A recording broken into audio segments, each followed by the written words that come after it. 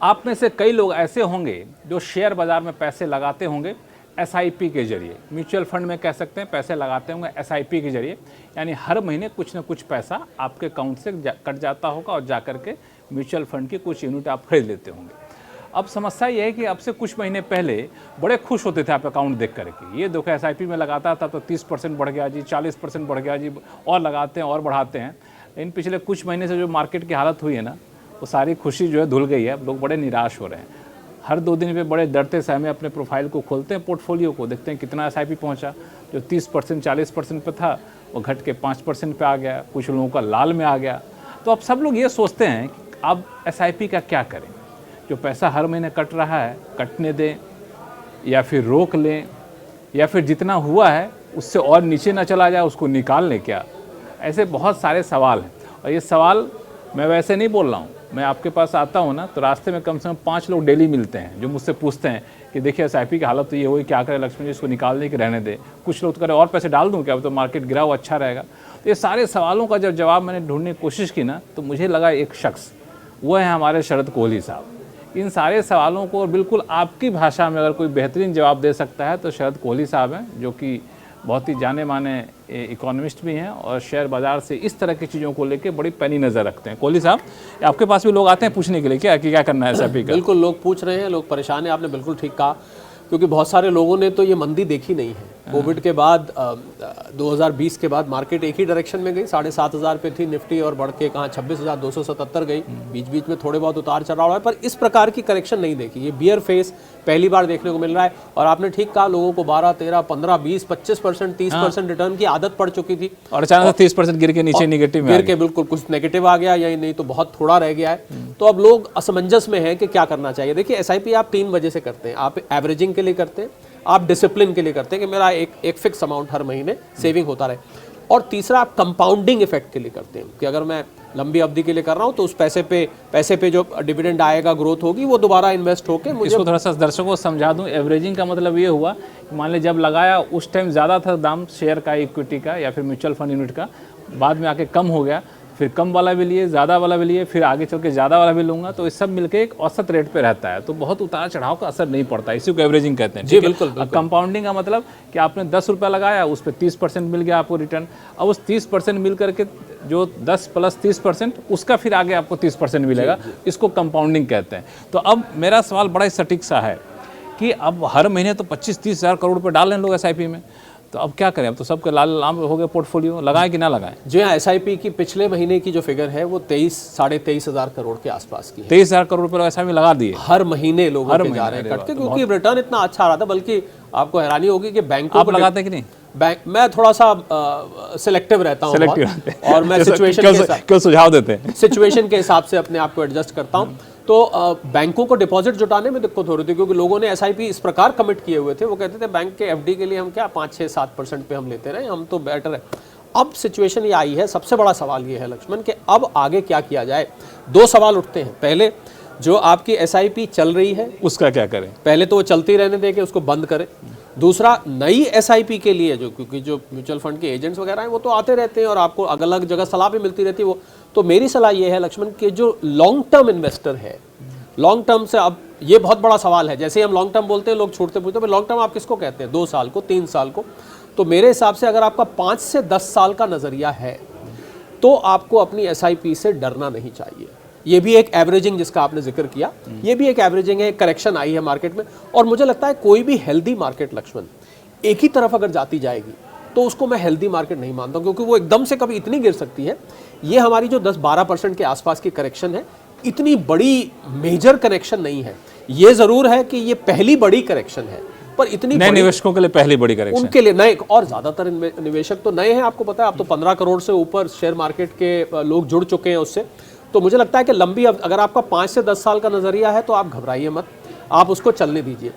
पर अगर आपका छोटे टाइम का नजरिया, क्योंकि हुआ क्या था लक्ष्मण, मैंने कोविड के बाद की बात करी, तो कोविड तो 2020 के बाद की बात है, तो इन 4-5 साल में बड़ा अच्छा रिटर्न आ गया था। तो लोगों ने इसी को लॉन्ग टर्म समझ लिया। अच्छा, कि 2021 के बाद भाई 2024-25 में हमें तो 12, 13, 15, 20, 25, 30, मैं अलग अलग फंड्स की बात कर रहा हूँ, इतना रिटर्न आता रहा। अब आप कह रहे हैं कि 5 साल के लिए, तो देखिए ये शेयर मार्केट की खूबसूरती है। तो मैं सलाह लोगों को देना चाहूँगा कि अगर आप अगर आप लंबी अवधि के लिए हैं तो कोई चिंता की बात नहीं।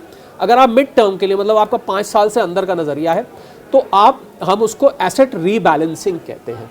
आप एसेट्स को रीबैलेंस कर सकते हैं। रीबैलेंस का मतलब कुछ पैसा आप डेट फंड में लगा दीजिए, कुछ हाइब्रिड में लगा दीजिए, कुछ इस प्रकार के फंड्स में लगाइए, कुछ दूसरे एसेट क्लास भी आप चूज कर सकते हैं। आजकल गोल्ड में लोग बहुत पैसा लगा रहे हैं, कुछ आप वापस बैंक की एफडीज में ला सकते हैं।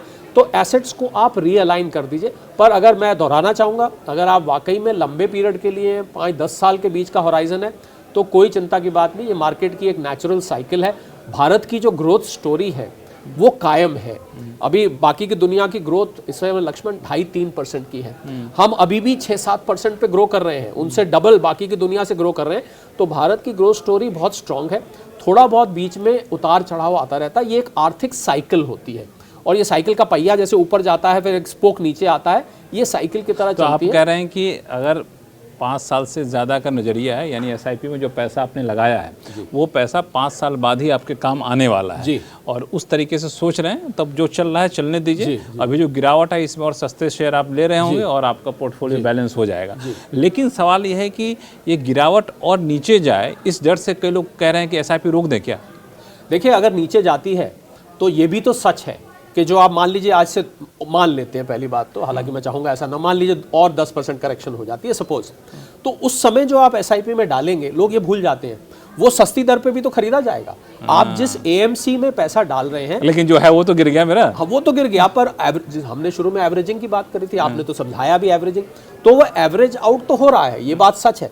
और मैंने तो लक्ष्मण ये सलाह दी कि जिन लोगों को, देखिए लोग जब सलाह लेते हैं इस प्रकार के इंटरेक्शन से, तो उसमें दूसरी सलाह ये भी तो है कि अगर आपको वाकई में डर लग रहा है तो हम किसी को, हम ये नहीं कहते कि आपका डर बेबुनियाद है, ये तो हम कभी भी नहीं कहेंगे, क्योंकि लोगों का खून पसीने की कमाई है। इसीलिए मैंने एसेट रीएलोकेशन और एसेट रीबैलेंसिंग की बात करी कि अगर आपको वाकई में डर लग रहा है और ज़्यादा डर लग रहा है और आपको लग रहा है कि हाई ये मेरा पैसा, आंखों से जब दिखता है ना एनएवी नीचे आता हुआ लक्ष्मण, तो वाकई में बहुत बुरा लगता है। आपकी बात बिल्कुल ठीक है।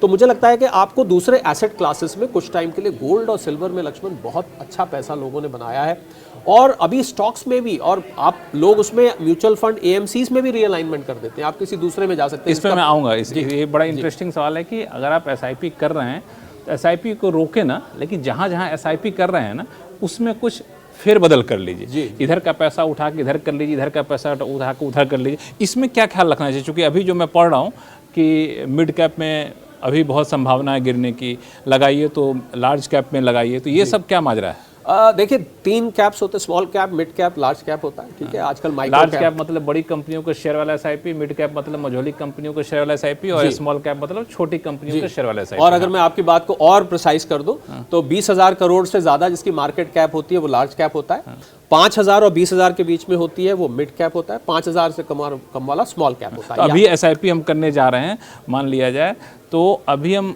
किधर ज्यादा फोकस करें? मुझे लगता है कि लार्ज कैप की तरफ इस समय, ऐसी मार्केट में लार्ज कैप में ज्यादा फोकस कितना परसेंटेज पूरा पैसे का? मुझे लगता है कि 75-80% आपको लार्ज कैप में कर देना चाहिए। 1 लाख रुपए लगाते हैं तो 75,000 रुपए आप लार्ज कैप में लगा जी, क्योंकि ऐसी मार्केट में मिड कैप और स्मॉल कैप ज्यादा प्रभावित होते हैं, और हमने देखा भी। आप अगर उठा के देखेंगे, आप 500 शेयर उठा के देखिए, तो आपको जो टॉप 500 शेयर है लक्ष्मण, उसमें से 86% शेयर अपने 200 डेमा के, जिसको हम डेली मूविंग एवरेजेस कहते हैं, उससे नीचे आ चुके हैं। तो लार्ज कैप में वैल्यूएशंस अच्छी होती है, उसकी ग्रोथ स्लो होती है पर उसकी ग्रोथ सॉलिड होती है, क्योंकि वो बड़ी कंपनी होती है, उसका काम बड़े लेवल पे होता है। तो आप ये रीअलाइनमेंट भी कर सकते हैं। इसका आपने जिक्र किया कि अगर आप स्मॉल कैप, मिड कैप के किसी फंड में फंसे हुए हैं तो आप लार्ज कैप में जा सकते हैं। तो वहाँ के एसआईपी जो जा रहा है उसको बोलिए, एसआईपी जो फंड मैनेजर है, भाई वहाँ से उठा के हमारे लार्ज कैप में डाल दीजिए, स्विच कर दे, ये कर दीजिए। और दूसरा आप स्टेप कर सकते हैं कि आप हाइब्रिड टाइप में जा सकते हैं, जहाँ डेट फंड और इक्विटी फंड का मिक्स हो, ये कर सकते हैं। उसमें जोखिम कम होता है। उसमें नेचुरली डेट फंड में तो आपका जोखिम कम है, वो इक्विटी में पैसा डालते ही नहीं है या बाकी सिक्योरिटी। और तीसरा जो मैंने बताया, थर्ड डायमेंशन की एडवाइस ये है कि आप दूसरे एसेट क्लासेस में, जिसको मैंने पहले भी कहा, उसमें आप डाइवर्सिफाई कर सकते हैं, तो आपका रिस्क स्प्रेड हो जाएगा। तो मोटा मोटी ये कहें कि एसआईपी में पैसा है तो निकालिए मत जी, जो पैसा उसको रीअलाइन कर दीजिए, इधर से उधर कर दीजिए, लार्ज कैप पे सुरक्षित जगह पहुंचा दीजिए, लेकिन रोकिए मत एसआईपी को, चूंकि इससे एवरेज होगा, सस्ता में खरीदेंगे तो और आपका एवरेज आउट होता है। और लक्ष्मण, मैं आपकी बात में अगर इजाजत दे तो जोड़ दूं कुछ, कि आप जब निकालते हैं, देखिए मैंने जब 3 चीजें बताई थी क्यों आप एसआईपी करते हैं, तो उसमें एक डिसिप्लिन भी थी। डिसिप्लिन, एक डिसिप्लिन से आपकी सेविंग हो रही है।